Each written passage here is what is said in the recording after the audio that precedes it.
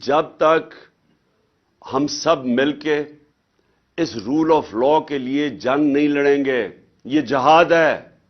انصاف کے لیے تو سارے اللہ کے پیغمبروں نے حکم دیا تھا۔ جو جہاد، یہ جہاد کا کانسیپٹ کیا ہے؟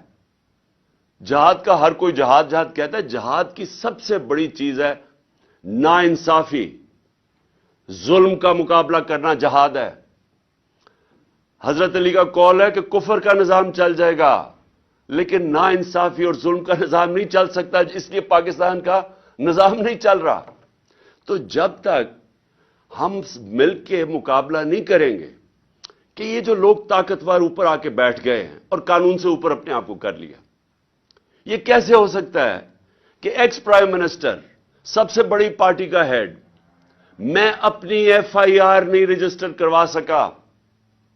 مجھے بتائیں، عام آدمی جو بات ہے محنت کر کے اوورسیز پاکستانی اور پاکستان میں انویسٹمنٹ کرتا ہے، اس کا طاقتور سے ٹاکرا ہو جائے تو اس کو کون بچائے گا؟ مغرب میں اس کو بچاتے ہیں۔ ان کا جو لا ہے وہ پروٹیکٹ کرتا ہے کمزور کو، جس کو انصاف کہتے ہیں۔ حضرت ابو بکر جب خلیفہ بنے، پہلے تو نبی صلی اللہ علیہ وسلم نے سب سے پہلے عدل اور انصاف قائم کیا مدینہ میں۔ حضرت ابو بکر خلیفہ بنے، ان کی پہلی سٹیٹمنٹ سن لیں کہ کمزور اور طاقتور کو میں قانون کے سامنے ایک برابر کروں گا، انصاف قائم کروں گا۔ حضرت عمر خلیفہ بنے، سب سے پہلے انہوں نے کہا کہ میں انصاف قائم کروں گا۔ حضرت علی کی پہلی سٹیٹمنٹ پڑھ لیں، انصاف قائم کروں گا۔ بڑی دیر کے بعد عمر بن عبد العزیز آئے، اس کے کئی سالوں کے بعد انہوں نے سب سے پہلے انصاف قائم کیا۔ دیکھیں، انصاف کا جو نظام ہوتا ہے، جس طرح نیلسن منڈیلا نے کہا کہ اگر آپ نے غربت کم کرنی ہے تو انصاف قائم کرو۔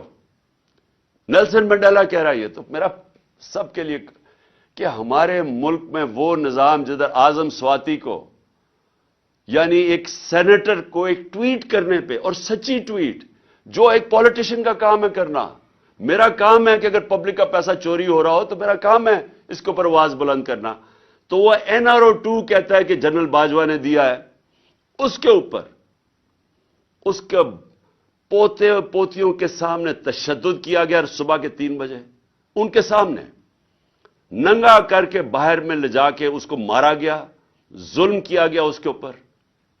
اس کے بعد پھر اس کے اوپر 30 کیسز کیے گئے۔ میں اپنا کیس FIR نہیں رجسٹر کروا سکا، لیکن اس کے اوپر سارے پاکستان میں، کوئٹہ میں، سندھ میں، کوئٹہ کی سردی کے اندر ایک کمبل کے ساتھ اس کو رکھ دیا۔ یعنی ایک 75 سال کے آدمی سے ایک ٹویٹ کے اوپر یہ ہوا ہے۔ اس کا مطلب کہ وہ اتنا بڑا فرعون تھا کہ اس ملک میں وہ اتنا قانون سے اوپر تھا کہ آپ اس کی تنقید نہیں کر سکے۔ ساری مغرب میں پاکستان کی بدنامی ہوئی، سارے اخباروں کے اندر آیا کہ پاکستان کے سینٹ کو اس طرح کیا گیا، کسٹوڈیل ٹارچر کی گئی۔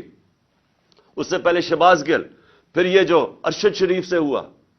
تو یہ تو ہماری لیگل کمیونٹی کی سب سے پہلے ذمہ داری تھی کہ ہم اس کے اوپر سٹینڈ لیں۔ اور میں آج آپ کو کہہ رہا ہوں کہ یہ اب پاکستان جدھر آ کے کھڑا ہو گیا ہے، اللہ نے ہمیں چیلنج کر دیا، یا تباہ ہو یا اپنی اصلاحات کرو، یا اس ملک میں انصاف کا نظام لے کے آؤ، رول آف لا، نہیں تو بربادی ہے تمہاری۔ کوئی پیسے دینے کے لیے تیار نہیں ہے۔